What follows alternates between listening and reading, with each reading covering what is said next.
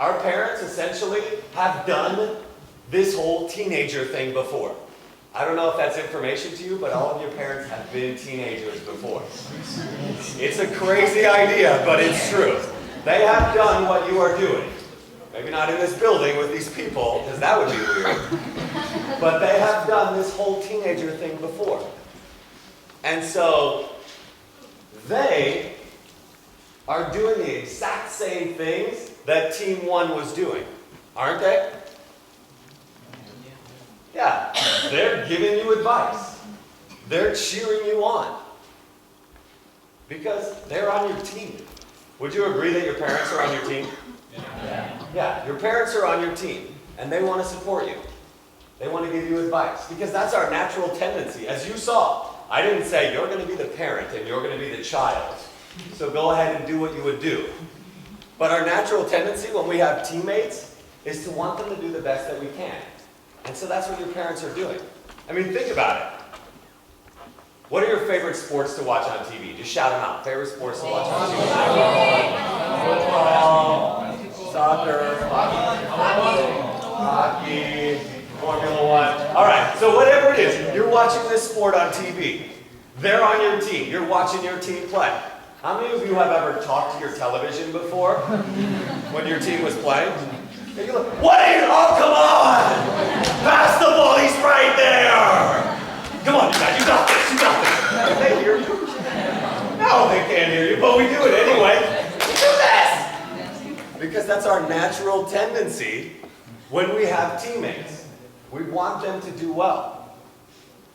So your parents play the role of someone on the sideline.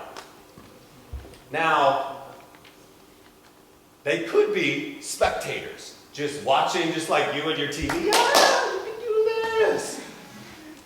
They also, how many of you would say that your parents sometimes more play the role of the coach, trying to tell you what to do or how to do it versus the spectator just watching you? They do. The reason that they do that is because that's what they've been doing forever. That's been their role. For the first 10, 12 years of your life, they did what a coach does. They would tell you to do something. Think about it. Think about it when you learn to walk, right? You're there. You're on the floor. And they're like, all right, we got to figure out this whole walking thing. And they're a coach. And they're telling you, they're like, okay, they're not telling you because you can't speak yet, but they're at least helping you by showing you and giving you their hand, just like a coach. And you as that baby, you're like, yeah! Help me!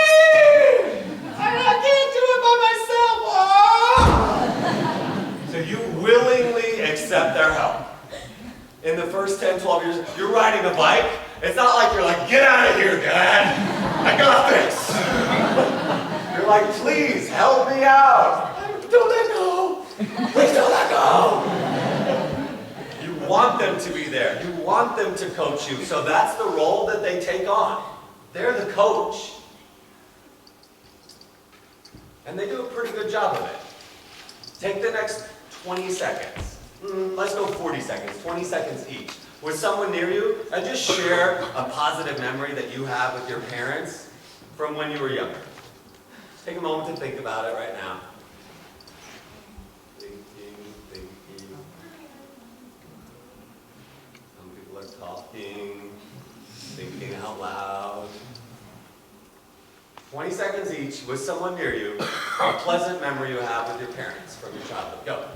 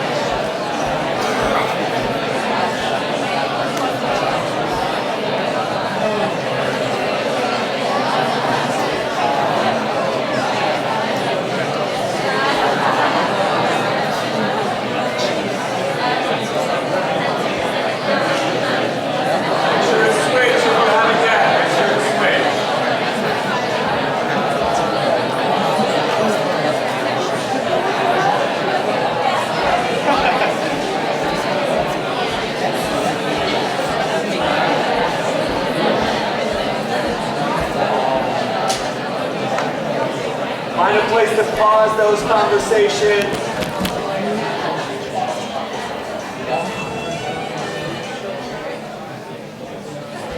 Thank your partner by forming a little heart with your hands. Just say, "Aww."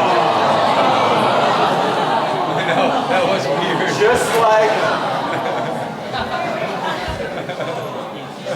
Just like in all those situations with you growing up, you loved your parents, you appreciated them, you were so thankful that they were there for you as a coach. And then 11, 12, 13, 14 years old, and it starts to shift a little bit. Instead of that receptive, like, "Oh, please don't ever leave me," you're like, "Get out of here! I got this!"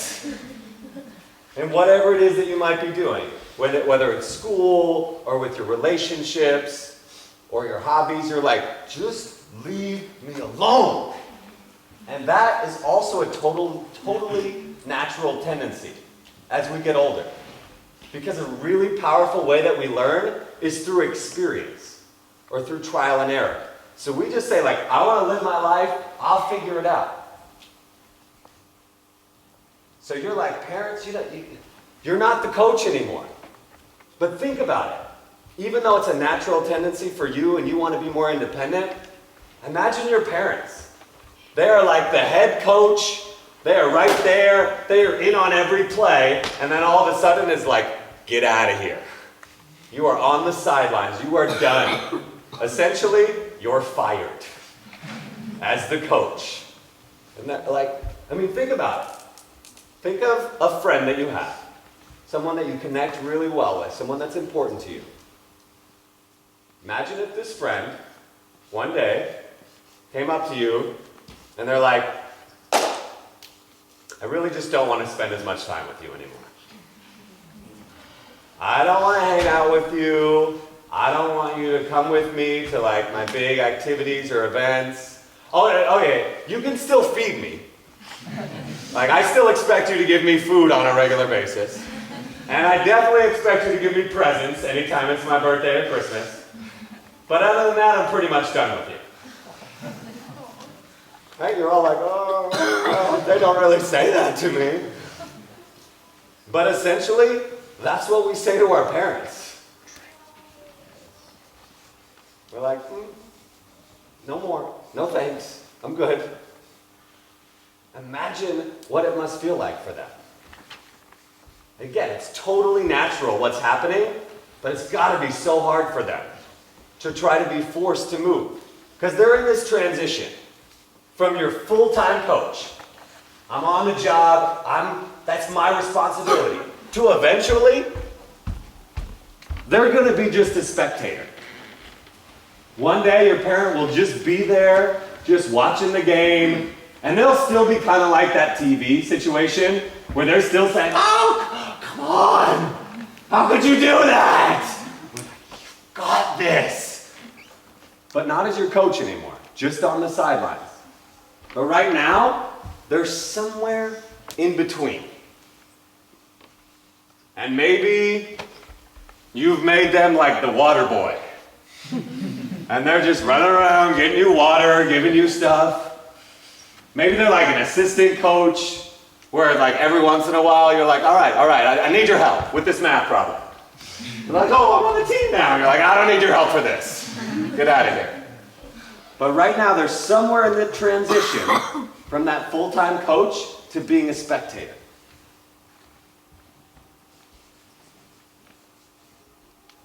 When I say your biggest fan, because that's what they are.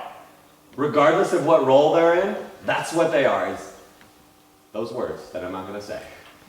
Not for a moment at least. But that's what they are. So when I say those words, you're going to spread yourselves out around the room and get into a partnership. So one other person, someone that's on your team, so someone you feel pretty comfortable having a conversation with, connecting with. Get into a partnership with someone on your team, seated around this whole space, on the wood, on the carpet, anywhere. Your biggest fan. And then make sure to turn and face me so we can find out what to talk about. So just find the partner right now.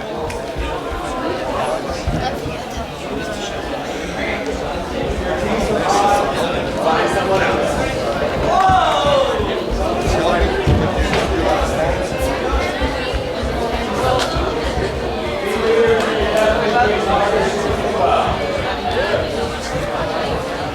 Spread yourselves out. Find a space.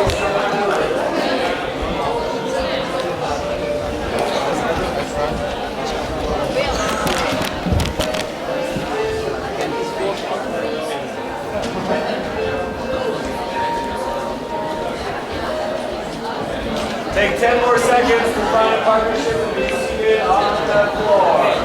9, 8, 7, 6, 5, 4, 3, 2, 1. All right, here's the deal.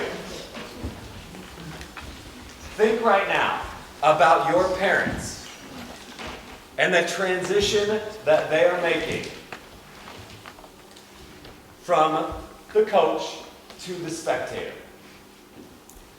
The conversation you're about to be having is, what can I do to support my parents in their transition from being a spectator, or from being a coach to being a spectator? How can I help them as they're going through that process? Because know that when you're helping them in that process, you're also helping yourself. Because it'll make it a lot easier in that relationship. So, for me, something that I can do to help my parents in their shift from a coach to a spectator, because as old as I might be right now, my parents still want to play the coach sometimes. My mom specifically still wants to play the coach sometimes. And she loves to get involved in whatever's going on in my business. Liesl knows that for sure. So what I do to try to support my mom in going through that transition is I try to show her through the decisions that I make that I'm someone that she can trust to make the right decisions. I even tell her, I'm like, Mom, you did a great job. You did a great job of raising me. I feel like I'm confident in the decisions I make. I know how to make the right choices. I thank you for how great you did in raising me so that I can start making these decisions on my own. So that's what I do to support my parents in their transition from a coach to a spectator. What can you do? Each of you will get 1 minute to share. I'll say switch, so listen for the word, about something you can do to support them in that transition. The person that will be sharing first is the person. Decide your partnership. Who is the orange and who is the apple? Someone is an orange, someone is an apple.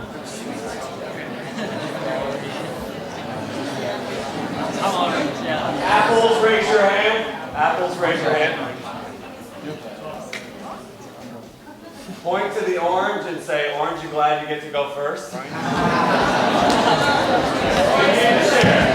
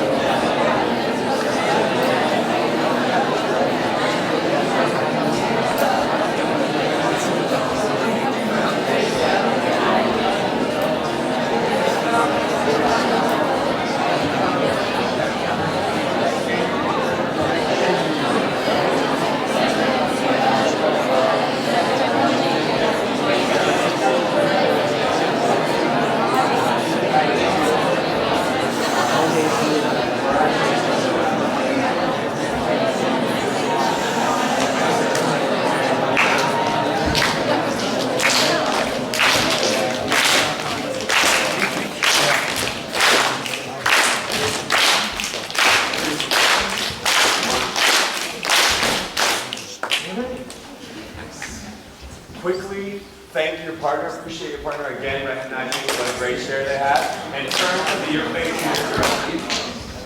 You can stay seated, or you can hug and then sit down, but just stay where you are. Just turn your body so that you're facing this direction.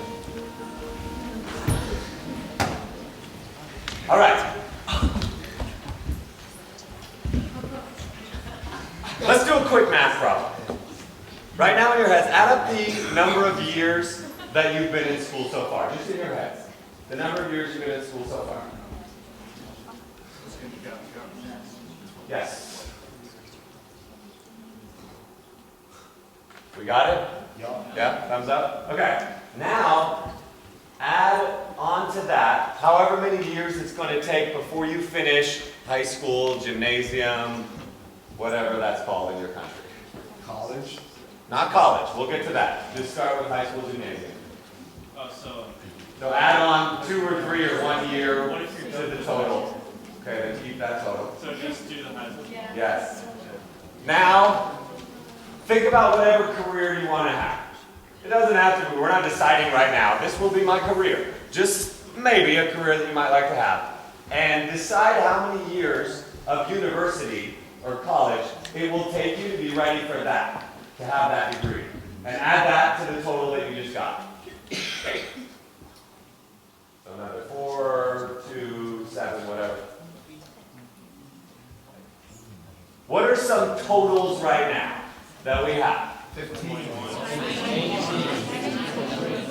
Okay, we got like 15, 17, 18, 21, 11, whatever it might be. That is a long time, right?